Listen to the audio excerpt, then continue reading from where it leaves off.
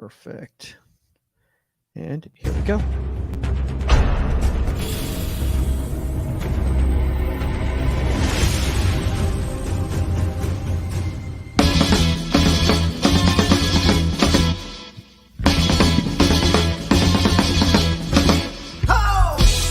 Welcome to Inside the 18. I'm Michael Magid, live once again from Stevens Point, Wisconsin at lovely Camp Shutout. With me, not 17 different goalkeepers like we had earlier on the staff assistant Camp Shutout superhero goalkeeper draft, but joining me is somebody who's got a journey that's kind of like a superhero. We have Washington and Lee goalkeeper Will Joseph. Will, first off, dude, this is a lot of fun. I know we've been chatting quite a bit at camp this week. Yeah, absolutely. Thank you for having me on the show. I'm really excited to share my story. It's quite an interesting story that I've got. So let's talk a little bit about that. So first up, before we kind of get into today's topic, and that's late identification, because obviously, like you said, you kind of got picked up late as a goalkeeper. Why don't you kind of just tell everybody about like what you're doing right now? You're at Washington and Lee, how that's all going for you. Yeah, absolutely. So I'm currently at Washington and Lee University. It's a small liberal arts D3 college in Virginia, in Lexington, a small town. I just finished up my freshman year. I'm going to be a sophomore, going to preseason about 2-3 weeks now. So, just getting some good training here, coaching in at Camp Shutout. So, yeah.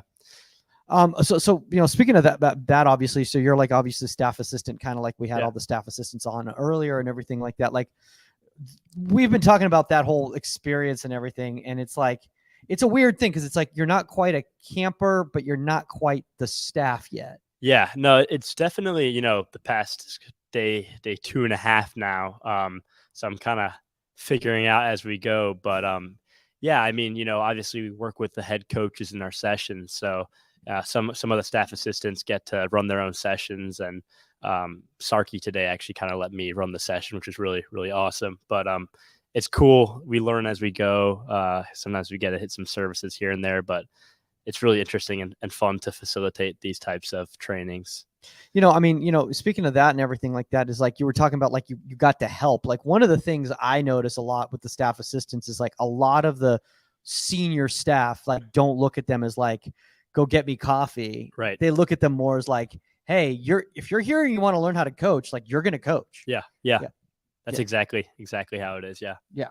So like, speaking of that, like, one of the things that I've noticed a lot with a lot of the staff assistants is like, they're trying to use this opportunity to not only like learn how to grow as a coach, but also learn how to grow as a player. Is that something you've been kind of doing?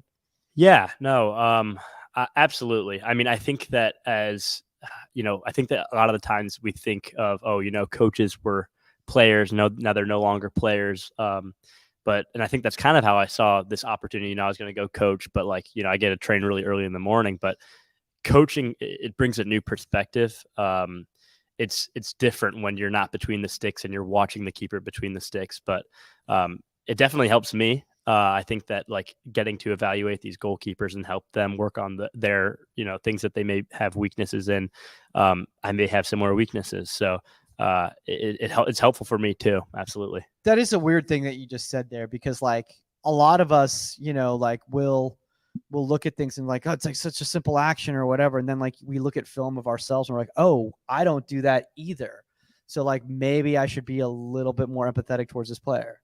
Yeah, no, absolutely. I mean, I think that, especially training these different groups and everything like that, there's a wide range of skill, but, depending on the group, like they see me, I play college soccer. So, they know that I play at a certain level, and it's like, they may want me to demo something, and, for the most part, I hope that I'll have a good service or, do a good demo or whatever it might be. But it's like, I'm like, in the back of my brain, like, I don't want to mess up in the front of these kids, that's the weirdest thing, because like I've heard, especially like with like the staff demos, like, and it's a lot of the staff assistants that do the demos because they're still playing in college, but like the senior staff will be like, hey, don't make me look bad. Like, hold on to everything. And a lot of like the staff assistants take that like really seriously, as opposed to like realizing like, hey, it's all in good fun, like relax, like have a good time with it, Right. No, exactly. I think that, yeah, I mean, when you start to tense up a little bit as well, it's like, you want to make the older guys look good, but it's like, as soon as you start worrying about those things, I feel like that's sometimes when you might slip up. So like, it's all, especially as a staff assistant, it's a lot of fun, So you got to look at it like that. So talk a little bit about just like, before we kind of get into the topic about late identification, why don't you just talk about a little bit like how this happened for you? How did you even become a goalkeeper? Because this is kind of a crazy story. Yeah. So, I got to go pretty far back actually. And I think when we talked earlier, I didn't even mention this, but I'm from the Chicagoland area. I'm from this small town called Wilmette. And there's Wait, what's it called again? Womack? Wilmette. Wilmette. Okay. Like my name Will, but then Met at the end. Okay, gotcha. Small town. Maybe some of the people watching may know about it. So I started playing soccer when I was 8. Never really, like when you're young, goalies aren't goalies. It's just you throw someone in the middle of the goal, So I joined this club called Euro. It's no longer a thing anymore, but what was it called? Euro SC. Yeah. Euro FC. That's very vague. Yeah, very. We follow European football. It's like, yeah. Okay. No, it was just it was a few just buzzwords to get parents to pay money. No, literally, yeah. And the guys that ran it were they were from I think my coach was from England. We had a guy from Ireland, maybe from Scotland or something like that.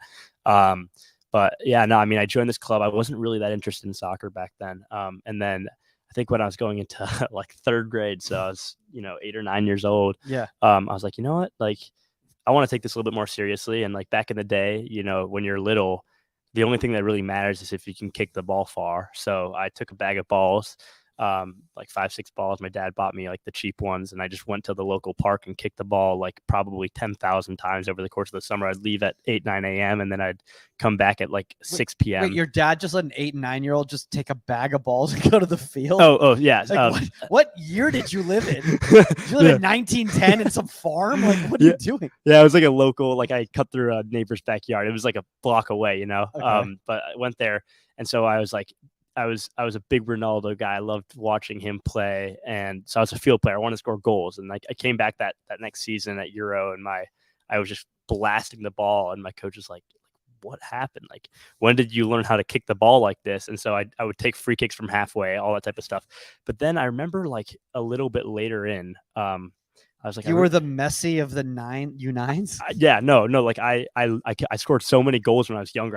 It was so much fun. And then I don't know what happened, but I just remember like I was like, I saw I don't know if people grew, so the ball couldn't just be lifted to the top corner. Well, even at that point, okay. Even at that point, I liked scoring and stuff like that. But like it was at an age where we started playing team, like because we were a pretty decent team. It was a really like ragtag team, but we were pretty good. So we played against good teams, and we had no goalie, and like we were losing games because like we just threw field players in there, and I was like I kind of want to play goalie, and I was like goalie, if I could kick it far from a goal kick, like that could help our team, and so like I remember I was like I really had to build up some courage. I would go. I remember my friend who lives in California now. I haven't talked to him in a while, but his name was Michael Baron. He and I would go train in his basement. And like he would just kick the ball at me, like we're like 8, so like he just kicks the ball at me. That's how I learned, and he had to help me build the courage up to tell my coach like, hey, can you throw me in goal? And so this was the first ever time I was like, okay, yeah, you know what, maybe I'll try out this goalie thing. So I tried out, played in this game, played pretty well, and then I started kind of playing as like a halftime goalie, but like it was like that was it, and I enjoyed it. And then like the next year, I was like. I was all right. Like I was all right goalie, but like no training, nothing like that. It was just like I played goalie because there was no one else, and I was like, okay, I'll be that guy, whatever. I love the way that's done. It's like last resort is always a goalkeeper. You never hear that. It's like, I guess I'll play the number 9, like whatever. Like, yeah. Like it's always just like one of those things where it's like the coach is like, you do it, and you're like, all right, fine, I'll try this out. So, but you dig it though. Yeah, no, and so I did, and then I was like, this sucks. Like I hate this now. Like I really don't like this anymore because I was just I thought that at that point we kept playing better and better. I was pretty good even though I had no experience, and we won more and more games. We got better players because of that. We were playing better teams, and I was like, I really miss playing on the field. I would play I'd play on the one half because we had some other kid that played the other half. Yeah. But like I really wanted to play on the field. I wasn't getting a lot of playing time on the field, and I was really just upset about that. And it really made me like dislike goalie because of that, because I wanted to score goals. And so then I started working on my field work. I never worked on my goalie work, kept working on my field work. and finally got to play a little bit more field. And then like fast forward a couple of years, things kind of progressed. That was the year where I think it was like we switched to the European standard, so it wasn't like by grade level anymore. It was by year. So this team, which I still don't, I still can't figure that out. Like I'll talk to a kid here and I'll be like, hey man, how old are you? He's like, I'm an 07. I'm like, dude, can you just tell me how old you are? Like, honestly. Like, exactly. But that whole thing. You need me to do math? 7 a.m. right now. Well, because an 07 sounds like in my mind, I still think of an 07 as being like 12, but they're like 16 now. I know, it's crazy. Car. It's crazy. Yeah. Because I think of the 07s too. I'm like 07's like, oh, you play with like a size 4. They're like, dude, I'm going like Colorado next year. Oh, okay. No, that's exactly. But so then this whole thing made my club kind of fall apart. I was at this point, I tried out. This is where I joined FC United, and I didn't try it as a goalkeeper. Like that year before, I had played actually the full season in goal because the other half goalie had like dislocated or broken his shoulder or something. So I played the whole season, and I like did not like goalie at this point anymore. Like I was done with it, and so I tried out as a striker. Okay. And at that point, that's when FC United formed a development academy team. So it went like the DA, and then there were Select 1, Select 2, Premier, whatever. So there's club teams, right? Yeah. And I remember I tried as a field player, and I was like, oh, like they gave out this brochure, the Select 1 and Select 2 team, they got to go travel to Arizona for a tournament. And I'm like, I really want to go on a plane to go play a game. So I was like, oh, hopefully I make one of those teams. And so I made the Select 1 team as a striker, and I was so excited. And at that point, I think the Select 1 team was actually like the second best team before they made the pre-academy teams and everything. They have like a million teams now. Dude, everyone's playing Elite something. Yeah. There's like Elite 64. Yeah. Dude, how? Like, what the definition of elite is? It's like the best, right? Yeah. Meanwhile, like you're like I'm elite. I'm also on the JV team at my high school, right? Like, yeah. No, I know what you mean. It's like it's just all these buzzwords. It's really just it's just marketing and everything, Yeah. But so I joined the Select team, and at first I played striker. Then by the end of the 3 weeks the team started, I was playing center attacking mid. Then I went up to left wing, like we played like a 4-4-2, so left mid. Yeah. And then, I was tall, and like I had this Serbian coach named Sasha Bogoslavic. He was an awesome guy. He moved me to center mid. He's like, oh, I want your long legs to move the ball down the field fast and stuff. And I was like, all right. It's amazing. So then I was a center mid, and then somehow I got moved to outside back, which I was like, when you're little, like usually they put the outside backs, like they're not they're good players. Yeah. So I was like, that's not good. Yeah. And then finally I got moved to center back, and I was really excited about that. Actually, I think at this point I was in 7th. So you're the only person who's ever been excited to play center back. I was super excited. I was 7th grade. I don't even know if Virgil van Dijk enjoys playing center back. Like, yeah, well, because you know what? I think deep down it was like, I still got to play on the field, and I got to start every game because there weren't a ton of center backs. At the other positions, I was kind of, maybe I'd start a game or whatever it might be. I was 12 years old in 7th grade. Yeah. But I think deep down it was like the goalie instinct, because it's like being a center back is kind of like, you're not the furthest guy back because you're not the goalkeeper, but you gotta really command your back line. You're practically like a goalkeeper who can't use their hands, So I was like, I loved it. Yeah. But yeah, so then that's kind of where once I was at center back, I enjoyed it. And then this is kind of where my story just completely took a shift. Okay. It was like, I was 7th grade, and I remember like our goalkeeper, he was getting injuries. Like there were just a lot of like things going on. And it was like my one of my friends who played at Euro with me, he was also on my Select 1 team. His name's Ronan. And his dad was like, Will, like you should try out goalkeeper again.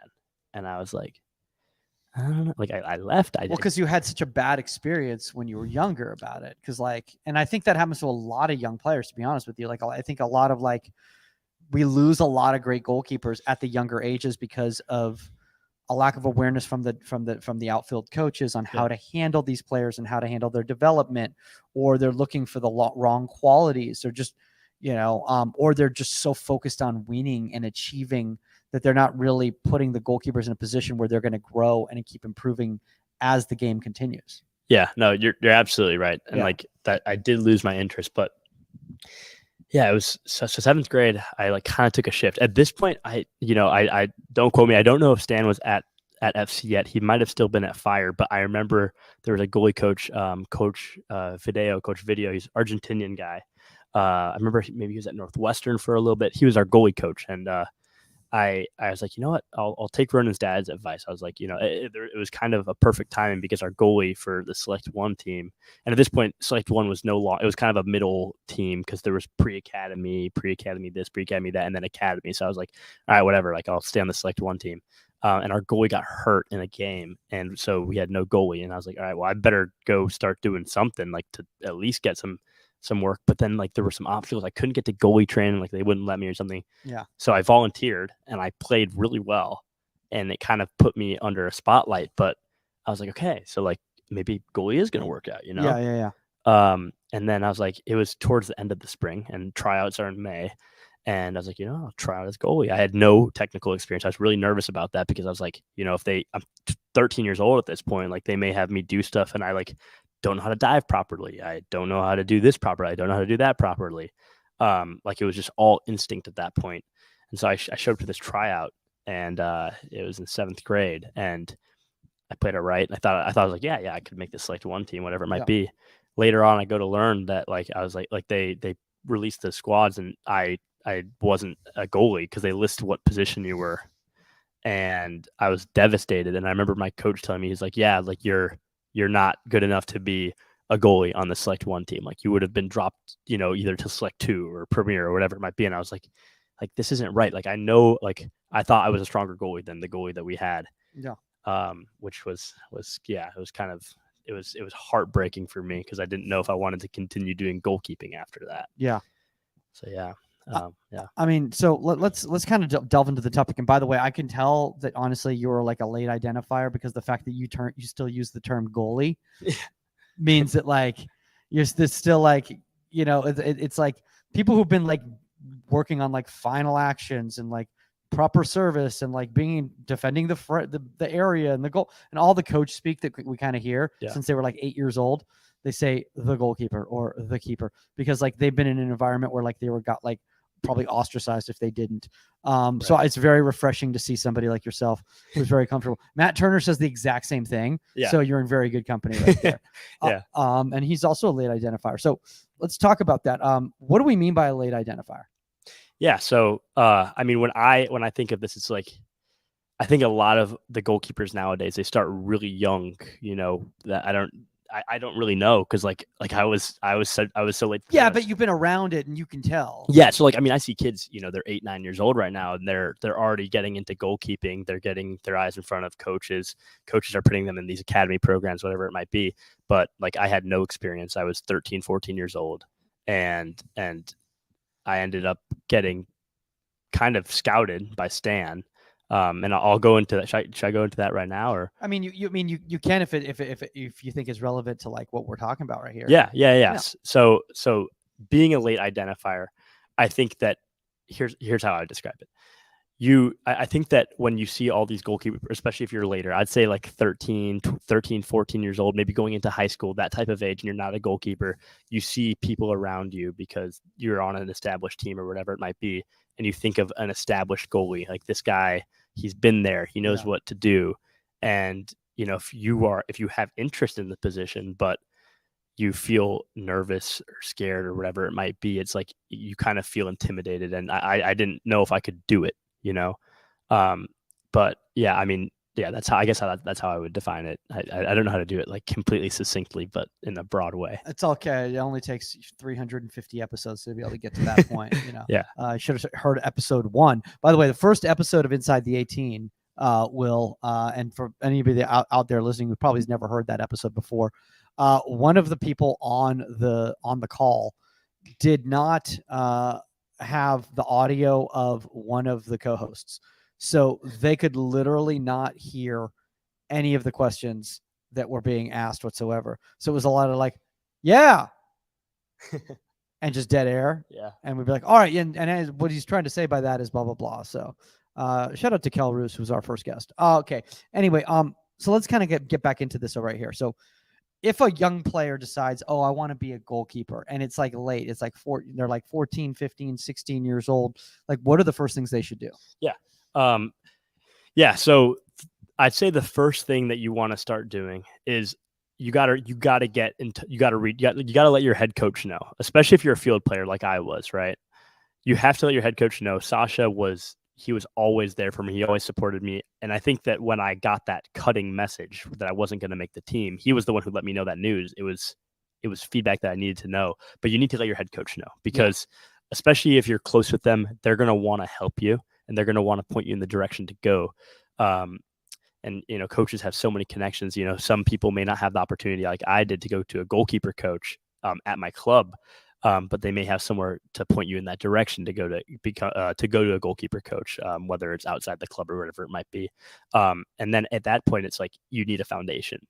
I had the instincts because I had played a little bit before, but you need, especially at that age. It's like some of these kids. I mean, I see them now, 13, 14 years old. It's like they're clean, like they can hit a good volley, they can catch well, whatever it might be. But if you're a kid who can make saves and has a good voice, but you can't do that type of stuff, it's like you're not, in this day and age, you're not going to get the eyes that you need. So you need to figure those things out. You need to, with a coach or watching videos or whatever it might be, clean up on those things first. I will say this. I get a lot of young goalkeepers that reach out to me or their parents reach out to me around early high school age, 14, 15, 16.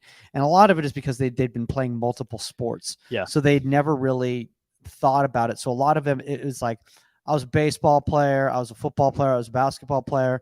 My friend plays soccer. He says I should go out. I went out there. He thinks I'm pretty good. I kind of want to try this, that sort of thing. I think one of the problems that happens with that is like we put those types of players in an environment too quickly before they have any sort of foundation. So like I personally recommend spending some time, whether you're at a club or, you're on your own with a private coach or having a club goalkeeper coach and talking to them and say, hey, I want to take some time to really do this. Maybe I can go down to a younger age group and get some foundational work. What do you think about that? No, absolutely. I mean, that's kind of what I ended up doing. Okay. Because so what ended up happening is the other goalkeeper. So I played on the Select 1 team in 8th grade as well. The other goalkeeper was super busy. He was also a hockey player, so he never could go to goalie trainings, which in my mind was like, it was a little bit refreshing because I was good friends with him and I didn't want to be like, oh, I'm gonna take your spot. You know what I mean? Yeah. So I ended up in 8th grade, starting in the fall. I think that's when Stan came into FC. I could be wrong, but I remember that's just when he started running sessions. I came in, there were tons of goalies there. There were kids that were younger than me. I think there were a few kids that were older than me. They were all in the club. But the goalkeeper who was on my team, he wasn't there. So I was like kind of training in the shadows. No one knew that I was training.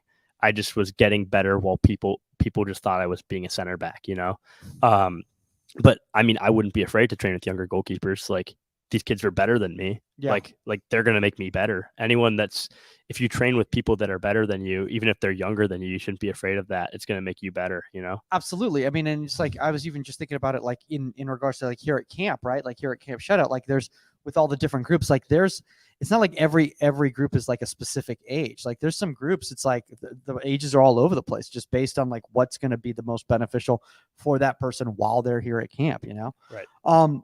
Let's talk a little bit about like, okay, now you get on a club team and you've never gone through this before. Now you're a little bit different story because you were still playing on the field. Right. So it's not like you're new to soccer type of a thing. Right. So what do you suggest? Like, let's say somebody is told like they're a baseball player or whatever. It's like, hey, you should try goalkeeping, come out for the high school team. Like what's your advice on that one? Okay. I know, a tough one. Yeah, well, because this happens a lot though. High school, high school's always just grabbing from the basketball. And had they have soccer? Like, let's just say in this hypothetical, they have soccer experience or no soccer experience. I think usually when it comes to that, most people at least in the United States, have youth soccer experience because they played at some level. Before they started focusing on more of a traditional American sport, for lack of a better term. Yeah. And I think the reason why I have a little bit of a tough time with this question is because I think that one of the things that helped me as a goalkeeper was the fact that I did have that foundation, because I could, I could play a good ball. I could talk well, whatever it might be. But at the same time, the other sports also are going to help them, So like as a goalkeeper, obviously, like I always think of us as playing almost like a different sport than soccer. Like our position is so specialized that our trainings are different. we have a different job than the field players do, but I was also a baseball player. I was also a football player. I played tons of different sports, and they all translate, especially. You played those all in high school?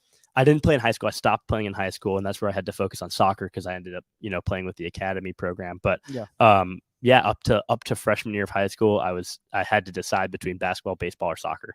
So a lot of these American kids, and I recommend, it's different. It depends on what you want to do, but I think that playing a lot of sports, especially if you're an American boy or American girl, whatever it might be, it's like it'll help you. Like in basketball, hand-eye coordination, and for being a goalkeeper, different communication skills, cutting, agility, that type of stuff. Lateral movement. You'll have a foundation. You'll probably have good footwork. You'll have those different types of skills that some soccer players that didn't play those sports may not have. So that at that point, then I'd say, before you even get into the goalkeeping, if you were new to soccer, especially if you only played when you were younger, is like, okay, there are, even though I say that the training for goalkeeper is very specialized, there's still foundations you need to know, like, being able to play a good ball, passing it, like simple passes like that, stuff like that. I mean, I'm sure that they'll be athletic enough to figure that out quickly and pick up on that quickly, especially if they're coachable. And then I think that, like, getting into goalkeeper training, depending on what sports they played, let's just say they were a baseball player, with the hand-eye coordination skills they have, they're probably coordinated and have good feet as well. I'm sure that they'd be able to get into a goalkeeper session, watch kids around them, and it may be it's different because you're going to be diving and stuff like that eventually. But I think that getting into a goalkeeper environment, even at that age, like, will be very beneficial to them. And I think that it'll be different, but like, it just will take time. And I'll go over that for myself.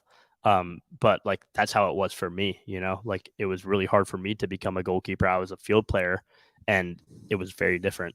So let's talk. Let's shift gears here, because obviously, for like, using yourself as an example, and I don't want to say you're the outlier or Matt Turner's the outlier, because you are, because you went from literally playing on the field to all of a sudden being a DA player, which is a very, very high level for those of you guys who are not living in the United States. The DA was a very high level before MLS Next became a thing.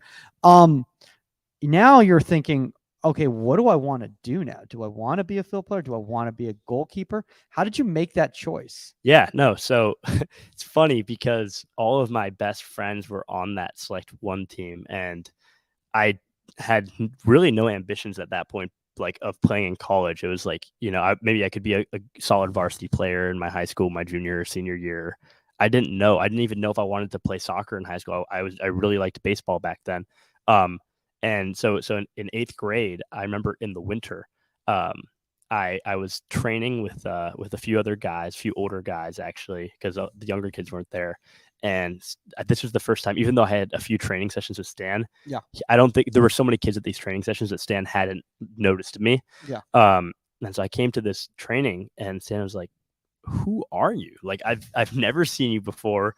And I was like, "Oh yeah, my name's," I was little, and my name's Will Joseph. I'm in 8th grade. I'm on a Select One team. I'm a center back. And he was like, "You're a center back? Like, I know there's a lot of things that you could work on, but like, you look like, you're a goalkeeper."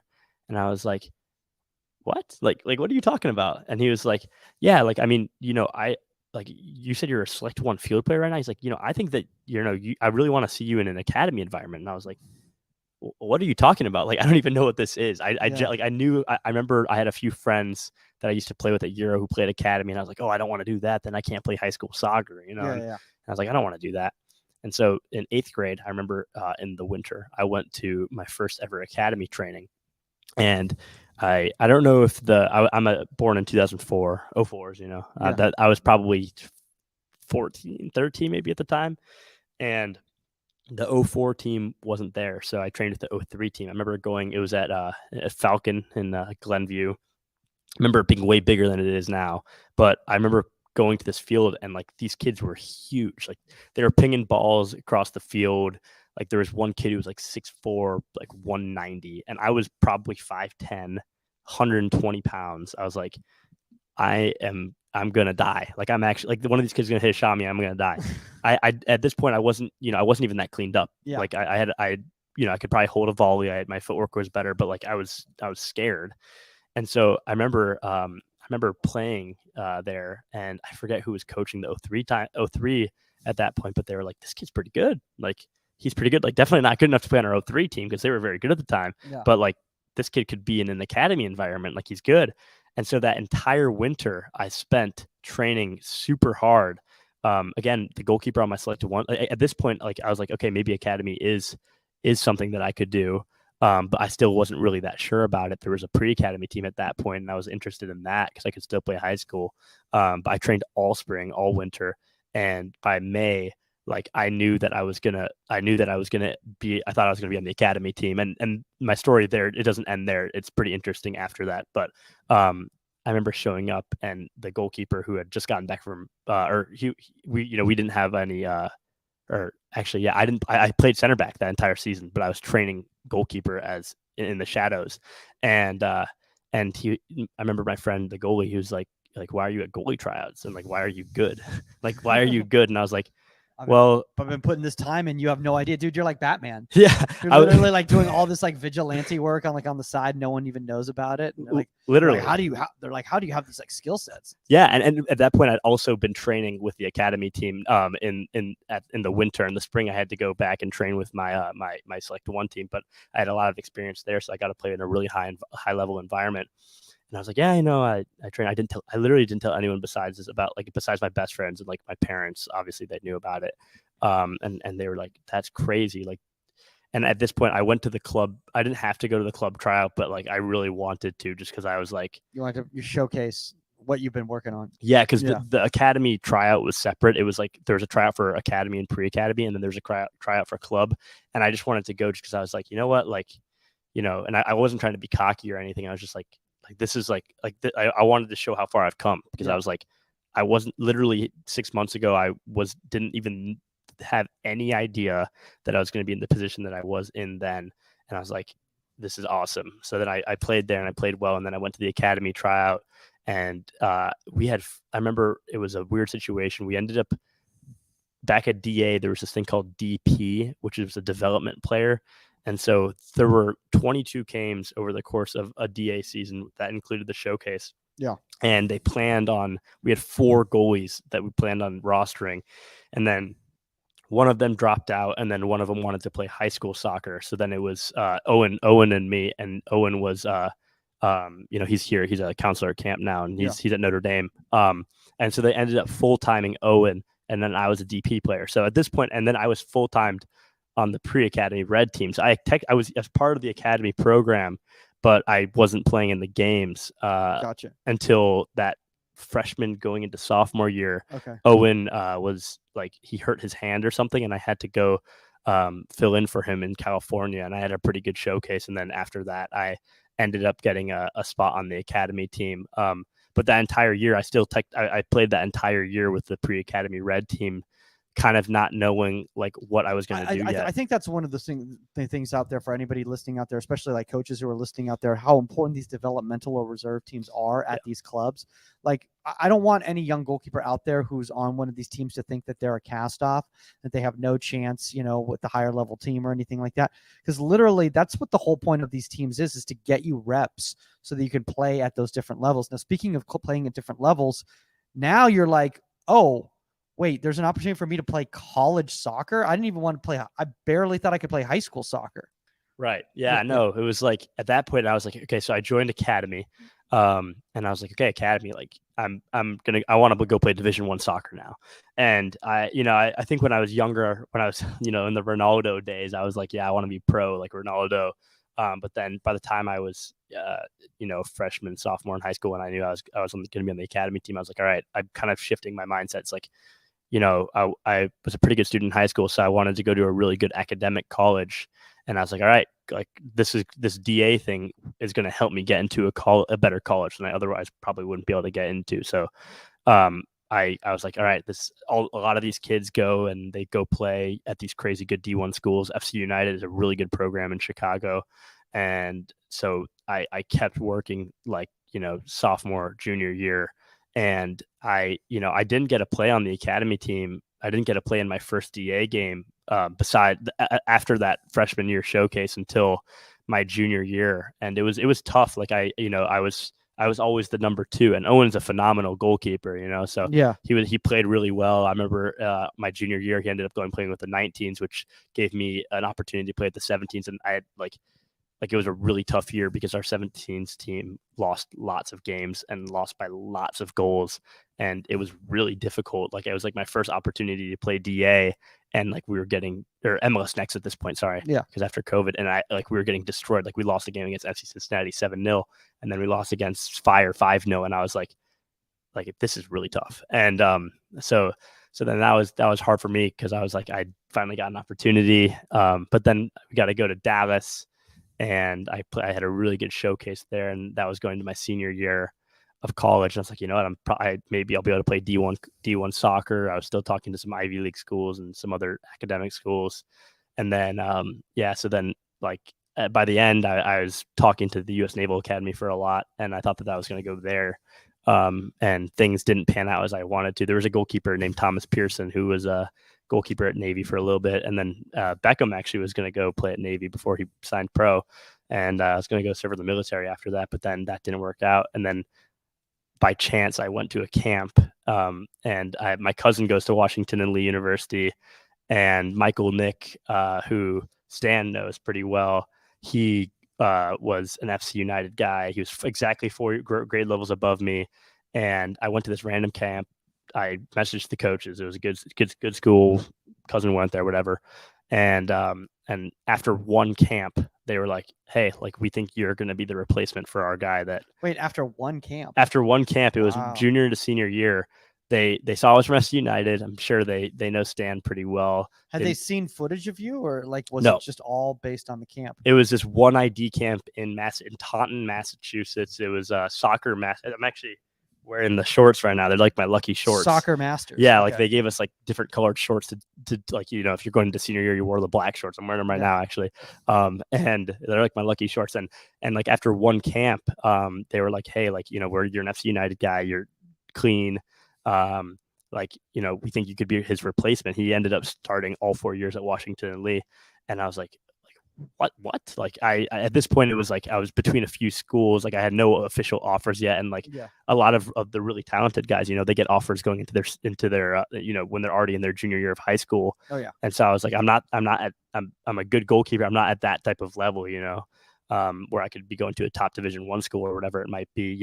Maybe I could have, but in my mind, it wasn't it wasn't the right move for me. But again, especially as a late identifier, I think one of the problems is that a lot of these college ID camps, especially at the higher level, for lack of a better term, schools, or the bigger profile schools, is they start identifying players in 8th grade, 9th grade, that sort of thing. So they're like, "Who's this? We never saw this guy." Who, and because of that, they're scared off or whatever. But I want to tell a lot of coaches out there, college coaches, is you have to look at these opportunities, and you also have to realize that athletes are athletes.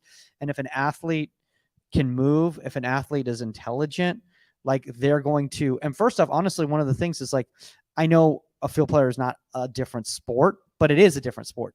So if you find if you find players who came from a different sport or were field players, they're going to bring certain skill sets that you may not get from somebody who's been training in goal since they were 8 years old, and that's it.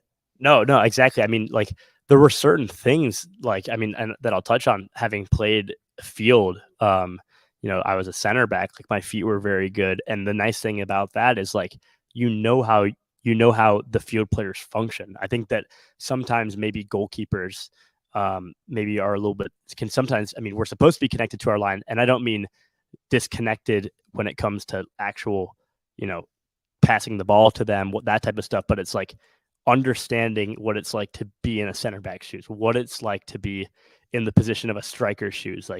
When you're telling them to do things, some goalkeepers who had never played field before or played at a level. That's me. It's I'd never played center mid. Yeah. And all of a sudden, I was thrown into center mid position, at a scrimmage. And I was I don't know how this works.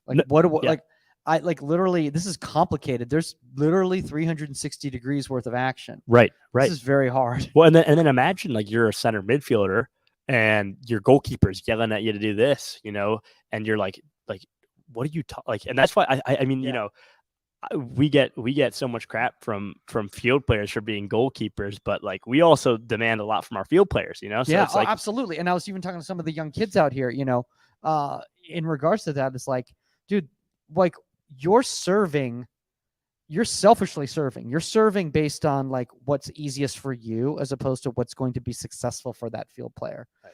So you need to look at you need to be empathetic, and you need to look at it from the other side. What's going to be the best service for that person? Right. If that was you, how would you want the ball served? And then it like totally changes their perspective on it, No, yeah, absolutely. I completely agree. It's definitely, and I don't know. I think that the field player aspect helped me in many ways, and I think that sometimes even now, like obviously not at a college level, but like if I whatever playing pickup or whatever it might be, it's like sometimes I still want to go hop in at center back. Like I'm definitely not fit enough compared to these field players, but it's like I still have a longing desire to go do it. It's like sometimes I feel like I love goalie to death, just like everyone else at this camp, but it's like you get that longing, especially because I played field literally 4 or 5 years ago, or 6 years ago. I want to say this though, because one of the things that with developmental players, and like we did the superhero draft earlier today, on the podcast, and we had a developmental slot, and so a lot of people were very confused on what developmental meant, and I'm like, a player that's a project, a player that has some qualities, but they're not necessarily. You're not sure of them in the moment yet in the situation. And I think of, somebody that's a late identifier as a project, so a lot of schools have to look at that and go like, okay, do we have the time to bring in this player? Because let's say Washington and Lee had, no time. They needed somebody right away.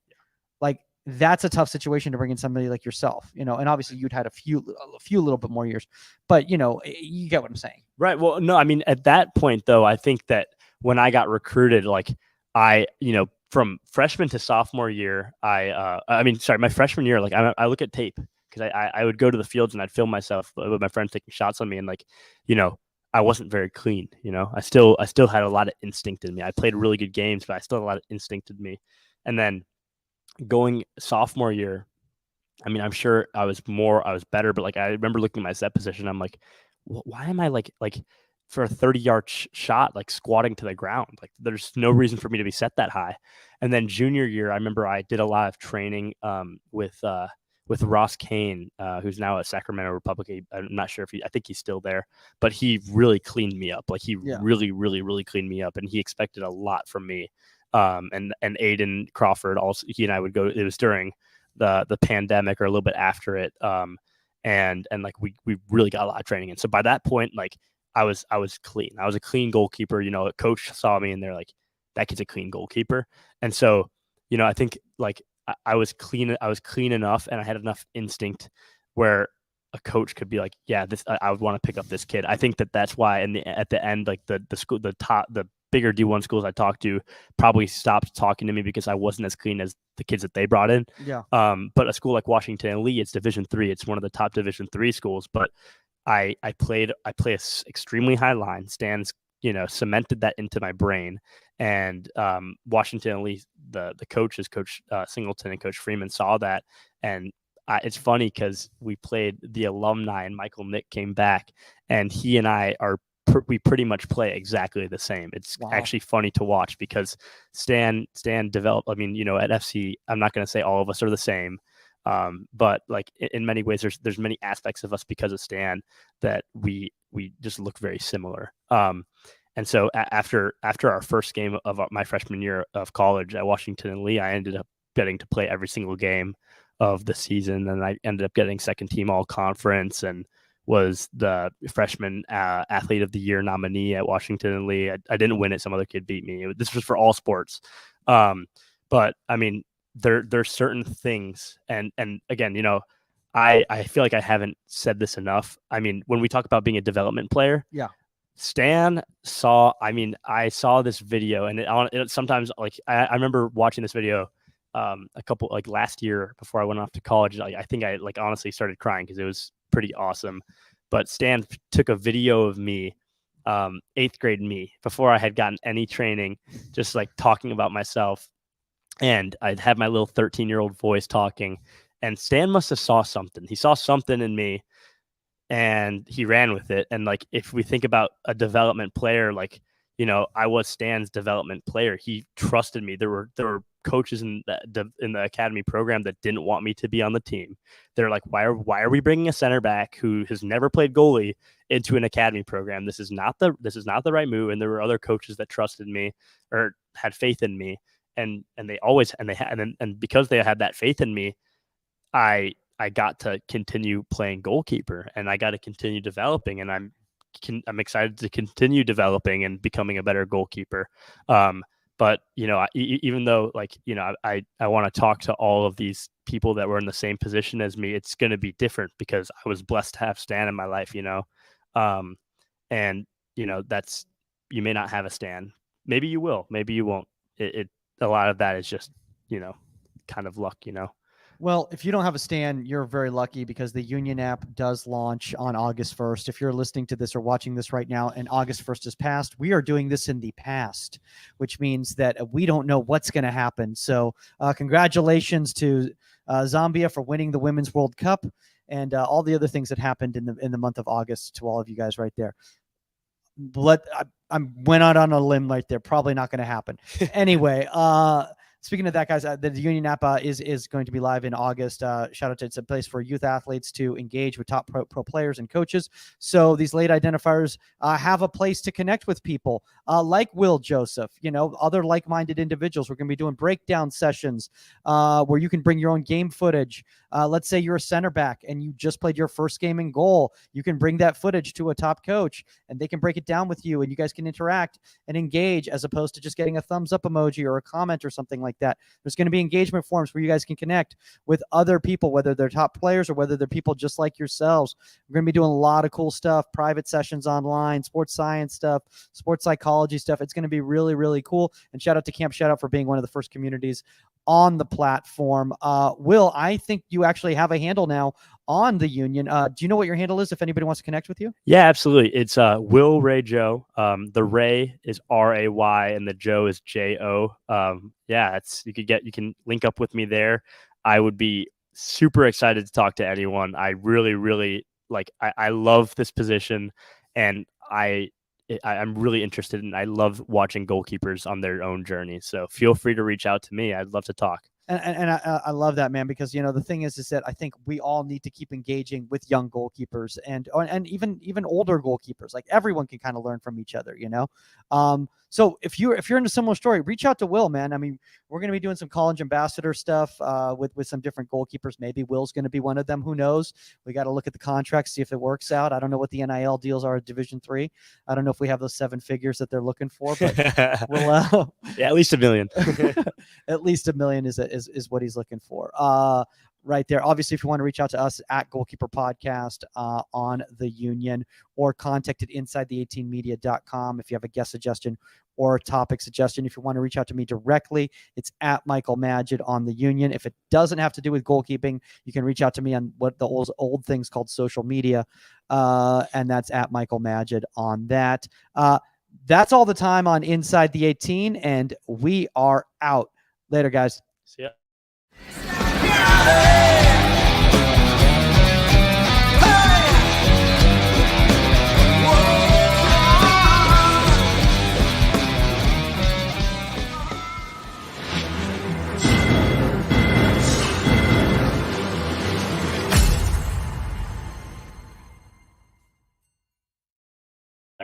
Oh, really? That was a really, really